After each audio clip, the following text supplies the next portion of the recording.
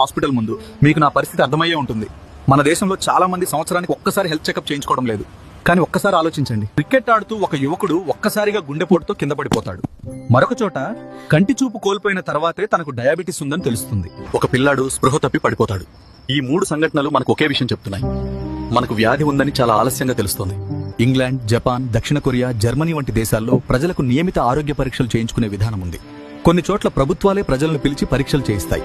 ఎందుకంటే వారు ఒక విషయం అర్థం చేసుకున్నారు, వ్యాధిని ముందే గుర్తిస్తే ప్రాణాన్ని కాపాడవచ్చు. మన దేశంలో కూడా ప్రతి వ్యక్తికి యాన్యువల్ హెల్త్ చెకప్ అందుబాటులో ఉంటే ఎంతో మంది ప్రాణాలు కాపాడవచ్చు. అందుకే ఈ విషయంపై మనం మాట్లాడాలి, అవగాహన పెంచాలి. మనమంతా పన్నులు చెల్లిస్తున్నాం కాబట్టి సంవత్సరానికి ఒకసారి హెల్త్ చెకప్ ఇవ్వాలని ప్రభుత్వాన్ని ఆశించడం తప్పు కాదు. దేశం బలంగా ఉండాలంటే దేశ ప్రజల ఆరోగ్యం బలంగా ఉండాలి. మరెన్నో వీడియోస్ కోసం ఇప్పుడే మా ఛానల్ ని సబ్స్క్రైబ్ చేయండి.